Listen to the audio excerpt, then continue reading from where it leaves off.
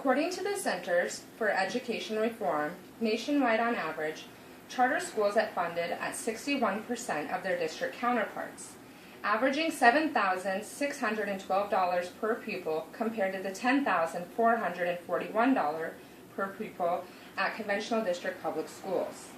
Charter schools give families a choice for an alternative education for their children. Charter schools and public schools share many similarities, and they differ in many ways too. Today I'd like to inform you of what charter schools are, how they differ from traditional public schools, and how their funding affects public education.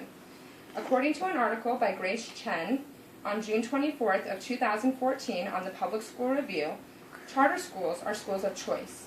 Choice to parents, students, teachers, and administrators.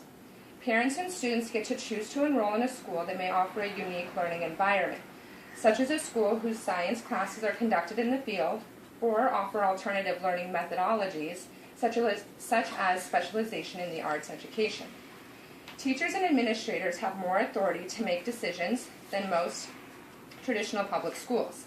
Basically, these schools are free from many of the regulations that apply to traditional public schools. The Merriam-Webster Dictionary defines charter schools as a tax-supported school established by a charter between a granting body, as a school board, and an outside group, such as parents and teachers, which operates the school without most local and state educational regulations as to achieve a set of goals. Also included in the article by Grace Chen, June 24th of 2014 on Public School Review, charter schools are held accountable for their performance in education. Constant assessments are determining if charter schools are performing up to standards. Although charter schools are free from many of the government regulations that are set into place for traditional public schools, they must maintain a certain level of success defined by their charter. Charter schools are required to exhibit quality performance in the areas including, but not limited to, financial stability, academic achievement, and organizational strength.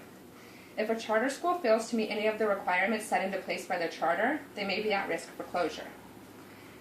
Now that we know more about what charter schools are, let's discuss the main difference between charter schools and public schools.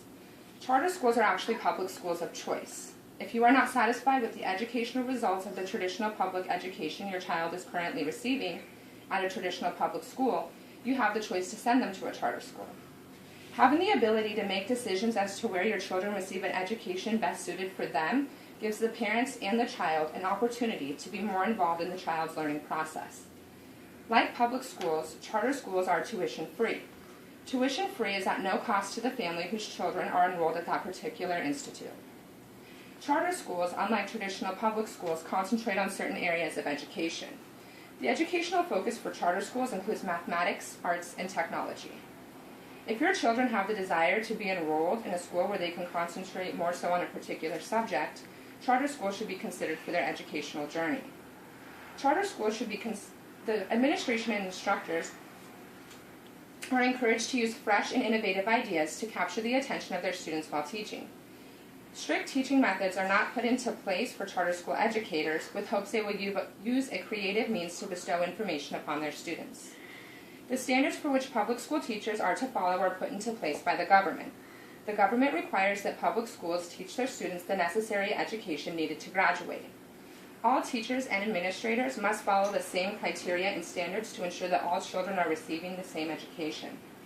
Teachers and administrators are to follow the enacted guidelines set into place by the government and must follow strict regulations when doing so. Now that we've discussed a few of the main differences between charter schools and public schools, let's talk about the effects charter schools have on public school funding. As public schools, charter schools are tuition-free, thus meaning the cost to parents for their children to attend is zero. Charter schools are funded based upon enrollment. Charter schools receive funding based upon how many students are enrolled at that time and receive money from the government on a per-pupil basis. Charter schools, unlike public schools, often also receive funding from charities to assist them in providing more financial stability. The California Charter School Association states that in California, public school funding follows the student, with the funding going to the public school the parents choose, whether or not a charter school or a traditional public school. When charter schools are funded, there is no overall loss of public school money because charter schools are public schools. However, even with the funding following the student, charter schools receive less funding for each student than a school district would if they were to serve the same student. In reference to the above listed source, it also states that charter schools receive less federal and state money than district public schools for a variety of reasons. A January 2012 report by the State Legislative Analysis Office found that charter schools receive at least 7% less funding than traditional schools across the board, or $395 per student, and as much as $1,000 for some students for charter schools. Today I have informed you about what charter schools are, how charter schools differ from traditional public schools, and how charter school funding affects public education.